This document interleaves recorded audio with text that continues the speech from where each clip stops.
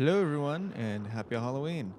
In this video, I'm not going to be very scripted. Here, I'm just going to be talking about my process of building and starting to paint this wonderful skeleton monster mini that I found on Etsy. So just right here, getting it out of the package, and I got this for a Halloween Warhammer campaign that I was running with my friends, and it arrived very late. It was initially supposed to get to me at least by the 27th, and it ended up getting to me on the morning of the 30th. So I had roughly 6 to 8 hours to get this as ready as I possibly could because I was running the campaign later that night. And as I'm recording this, it happens to be Halloween, so we're running very tight deadlines all around. Also, please excuse the footage quality as I didn't always check if I was in frame or not. But yeah, starting with the build process here, looking at all the pieces, they looked really nice. I noticed there were still some supports here and there that I had to rip off, but in large part, the print I thought looks great. It was sticky here and there, which made me think I needed to clean it up a little, but I didn't have time for that. I just went for it, and if any paint ended up coming off later, I would just paint over it again. There was one piece in particular that I needed to do some sanding to, and that was the cape. It didn't fit entirely snugly into the back, but wasn't a big deal. I just took my rotary tool and sanded a bunch off the top of it. Next, you can see here, I'm starting to plot out the base and cutting out a fat amount of corkboard. The model came with its own base, but I didn't really like it, and I usually like making my own, so I'm using up a lot of my own corkboard here, but I think the result looks much better. The base size was huge too. I believe this is the same size for a Great Unclean one. As far as staging the base, it was pretty simple.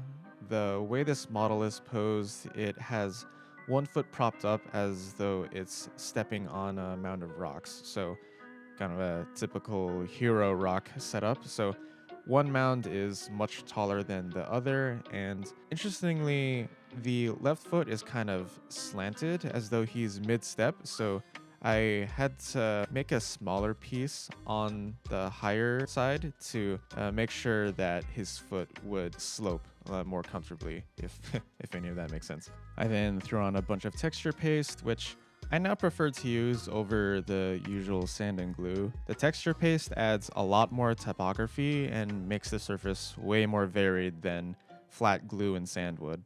Once I got them glued to the base there, I threw on some more details, like some other loose cork pieces here and there to act as rocks, as well as some skull bits. Unfortunately, I noticed I was in large part out of skulls for this, so he only has about 5 or so skulls on his base when really it should be more like 20. But I can always go out and buy more, I suppose, and add them super late. Also on the base, I threw on some of these speared body pieces that I found on Etsy, and I think it fits in just nicely.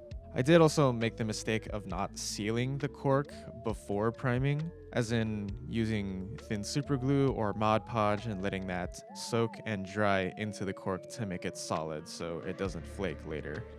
I primed this off camera, and I didn't realize that until after I primed it. So I put on Mod Podge after the fact, and so far the cork is largely solid, but would have been much better if I did this before priming. And finally, I can start painting. I skipped the whole zenithal process here, mainly to save time, of course, but also I forgot. In large part, though, I don't feel the paint job is missing a ton anyway. I could attribute that to the colors I chose, or since I'm going up volumetrically with how bright my colors are, maybe it doesn't matter, but yeah, in this case, I think it works out just fine. For the colors, I start with a dark golden brown from Pro Acryl, and then again from Pro Acryl, this sort of dead flesh color. And for the top layer, again, Pro Acryl, using a pale flesh color. You'll also notice I'm leaving off the cape as a sub-assembly, as the cape would cover a lot of the back and would make it much harder to paint. And I made sure to attach sticky tack to where the cape and body would connect to make sure that there would be a clean contact point for when I glue them later. The way I go about airbrushing this triad method is just like a zenithal, with the exception, of course, the first base layer, that being the dark golden brown. That I airbrush all over, and then the next two I treat like a zenithal. So that essentially covers all of the top layers and leaves the darker recesses as my shadows. It's a really fast way to get a lot of detail and makes your paint job look a lot better than it actually is, at least to me. Afterwards, I go around coloring all of the hair and the wooden details with a dark brown.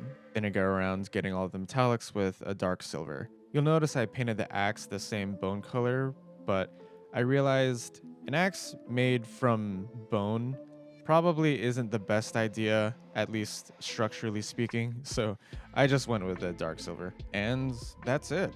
That's really all I had time for today. I painted the base as well, throwing on a bunch of layers of brown, and in large part, that's a bulk of the work done. I'm pretty surprised with how far I got with this within just 6-7 hours. But of course, there is still much to do.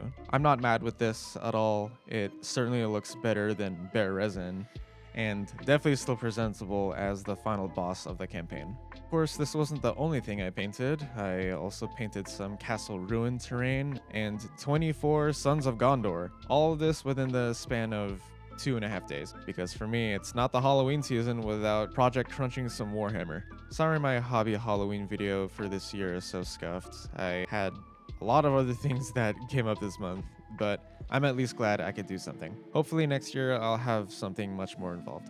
And of course, I'll definitely still continue this and likely make another video on it. Until then, thanks so much for watching. Happy Halloween and stay spooky.